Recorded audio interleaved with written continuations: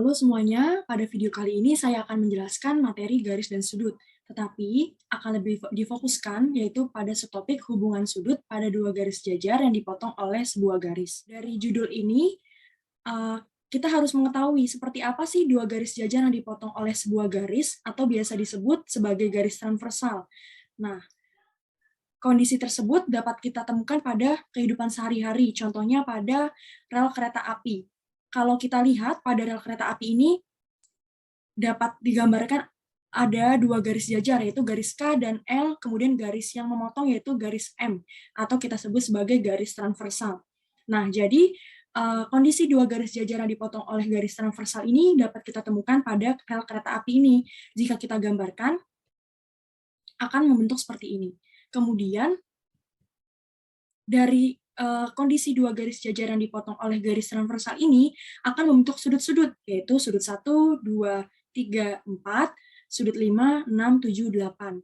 Nah, dari antara sudut ini akan membentuk suatu hubungan. Hubungannya apa saja? Hubungan yang pertama ada sudut sehadap, yang kedua sudut berseberangan, dan yang ketiga adalah sudut sepihak. Kita akan bahas yang pertama, yaitu sudut sehadap. Yang pertama ada sudut sehadap. Sudut sehadap itu adalah sudut yang menghadap arah yang sama. Kemudian untuk besar sudut sehadap itu adalah sama besar. Dari kondisi ini kita dapat tentukan pasangan sudut yang sehadap. Yang pertama yaitu ada sudut 1 dengan sudut 5. Karena sudut 1 dan sudut 5 ini menghadap arah yang sama, yaitu ke atas sebelah kiri. Maka kita dapat tuliskan bahwa sudut 1 sehadap dengan sudut 5, mengakibatkan besar sudut 1 sama dengan besar sudut 5. Kemudian pasangan yang kedua adalah sudut 2 dengan sudut 6, karena sama-sama menghadap arah yang sama, yaitu ke kanan atas. Maka kita tuliskan bahwa sudut 2 sehadap dengan sudut 6, dan mengakibatkan besar sudut 2 itu sama dengan besar sudut 6. Kemudian ada sudut 3 dan sudut 7, karena menghadap arah yang sama juga, yaitu menghadap ke kiri bawah. Maka kita dapat tuliskan bahwa sudut 3 sehadap dengan sudut 7. Akibatnya, besar sudut 3 sama dengan besar sudut 7. Dan yang terakhir itu ada sudut 4 dan sudut 8, karena menghadap arah yang sama juga, ke arah kanan bawah. Sehingga mengakibatkan besar sudut 4 sehadap dengan sudut 8, dan besarnya itu sama besar, yaitu besar sudut 4 sama dengan besar sudut 8. Dari kondisi ini akan terbentuk 4 pasang sudut yang saling sehadap. Kemudian yang kedua ada sudut berseberangan. Sudut berseberangan ini terbagi menjadi dua, yaitu sudut dalam berseberangan dan sudut luar berseberangan. Yang akan kita bahas yang pertama adalah sudut dalam berseberangan. Sudut berseberangan itu adalah sudut yang posisinya berlawanan atau melompati garis transversal. Karena kita fokus kepada sudut dalam, maka kita lihat yang daerah yang di dalam, yaitu ada sudut 3, 4, 5, dan 6. Kalau kita lihat, sudut 3 ini akan berlawanan dengan sudut 6. Maka pasangan yang pertama yang terbentuk yaitu pasangan yang pertama, sudut dalam berseberangan, sudut 3 dengan sudut 6. Karena sama-sama berada di dalam dan posisinya berlawanan. Yang satu ada di sebelah kiri, dan yang satunya ada di sebelah kanan. Nah, pasangan yang kedua itu ada sudut 4 dan sudut 5. Karena sudut 4 ini berada di kanan, dan sudut 5 ini berada di kiri, dan sama-sama berada di dalam. Maka pasangan yang kedua itu adalah sudut 5 dan sudut 4. Nah, dari kondisi ini akan terbentuk dua pasang sudut dalam berseberangan, yaitu yang pertama sudut 3 dengan sudut 6, dan sudut 4 dan sudut 5. Kemudian, bagaimana untuk besar sudutnya? Untuk besar sudut dalam berseberangan ini adalah sama besar. Jadi, besar sudut 3 sama dengan besar sudut 6, dan besar sudut 4 sama dengan besar sudut 5. Selanjutnya, kita fokus pada daerah yang di luar, yaitu sudut luar berseberangan. Kalau tadi kita melihat daerah yang di dalam, sekarang kita lihat daerah yang di luar, yaitu ada sudut 1, sudut 2, sudut 7, dan sudut 8.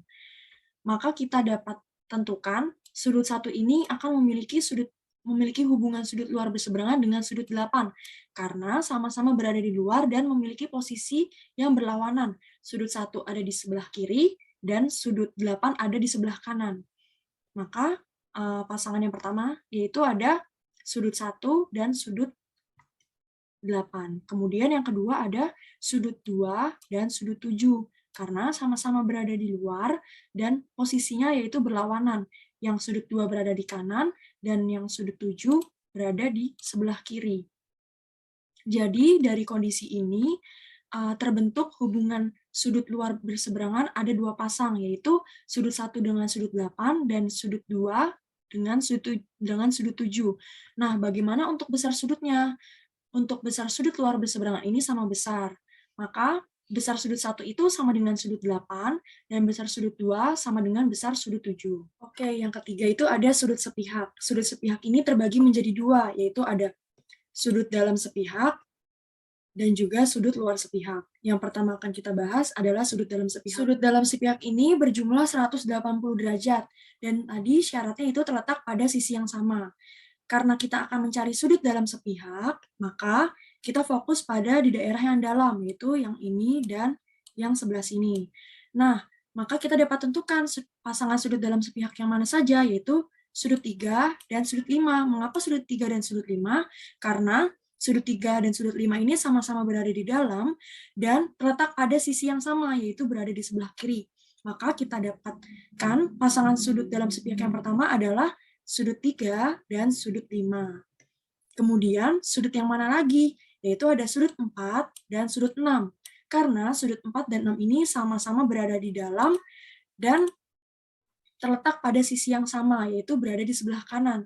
Maka kita akan mendapatkan satu pasang sudut dalam sepihak, yaitu sudut 4 dan sudut 6.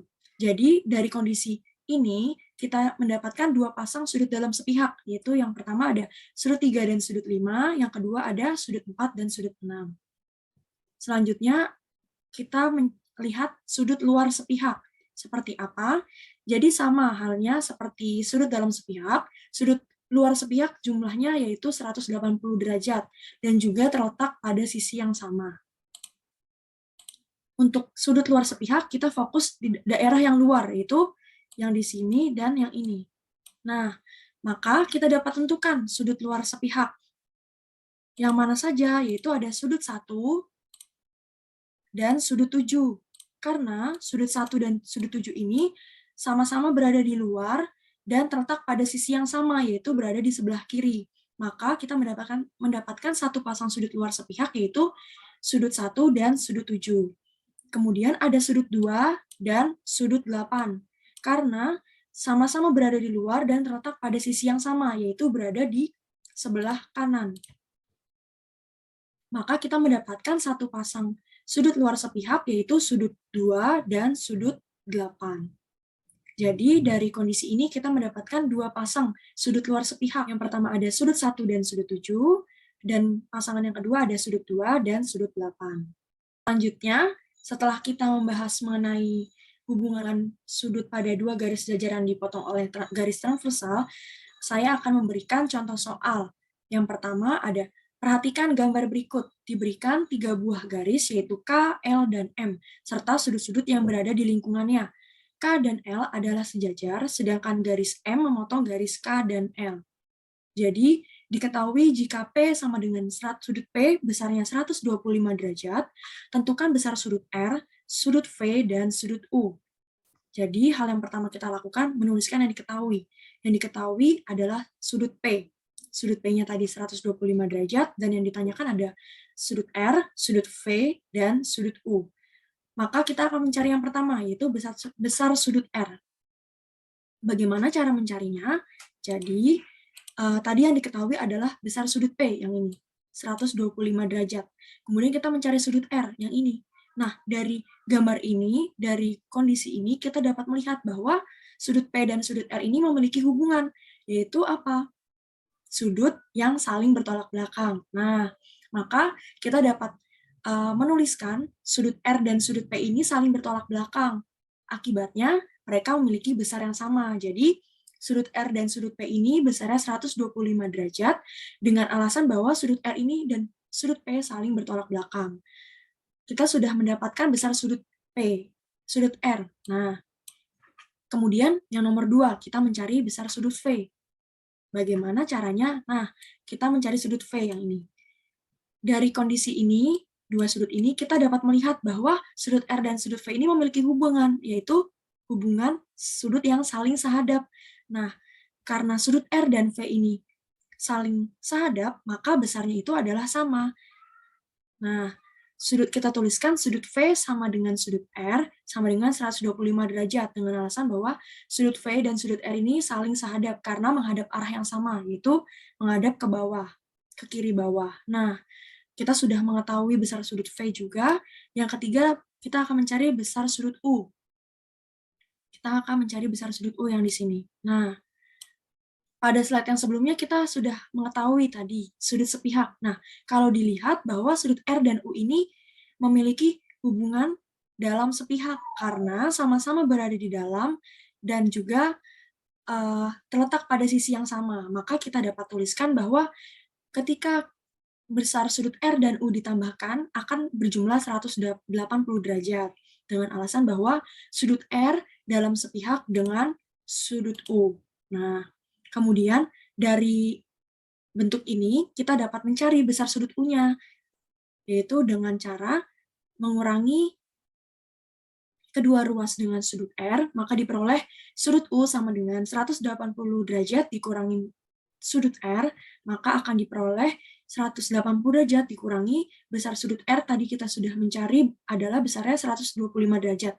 Maka diperoleh besar sudut U adalah 55 derajat. Jadi kesimpulannya yaitu kita peroleh sudut R besarnya 125 derajat, sudut V 125 derajat, dan sudut U adalah 55 derajat. Oke, contoh soal yang kedua. Pada gambar di bawah ini, garis P sejajar garis Q, dan garis R memotong garis P dan Q di titik R dan S. Kita lihat, garis P ini sejajar dengan garis Q, dan garis R memotong garis P dan Q di titik R dan S. Diketahui besar sudut S2 adalah 60 derajat. Tentukan sudut R1 dan R2.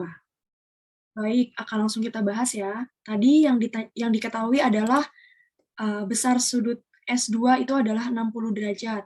Dan yang ditanyakan itu adalah R2 dan R1.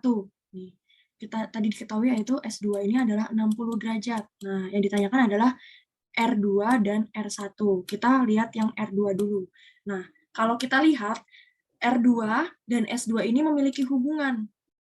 Hubungannya apa? Yaitu hubungan sudut yang saling sahadap karena S2 dan R2 menghadap arah yang sama. Maka karena R2 dan S2 ini sudut yang saling sahadap, akibatnya itu adalah besar sudutnya sama. Maka kita dapat tuliskan bahwa besar sudut R2 ini adalah 60 derajat sama dengan besar sudut S2. Alasannya tadi, sudut R2 sahadap dengan sudut S2. Maka mengakibatkan besar sudut R2 sama dengan besar sudut S2. Jadi diperoleh besar sudut R2 ini 60 derajat. Kemudian bagaimana untuk yang sudut R1? Kalau kita lihat sudut R1 dan S2 ini memiliki hubungan, yaitu hubungan yang saling luar sepihak, sudut luar sepihak. Nah, karena mereka saling berada di luar dan terletak pada sisi yang sama, yaitu berada di sisi yang atas. Nah, ini S2 di sini dan R1 di sini. Sama-sama berada di luar dan sisi yang sama. Maka kita dapat tuliskan bahwa ketika dijumlahkan, sudut R1 dan S2 20 berjumlah 180 derajat. Karena alasannya tadi, sudut R1 luar sepihak dengan sudut S2.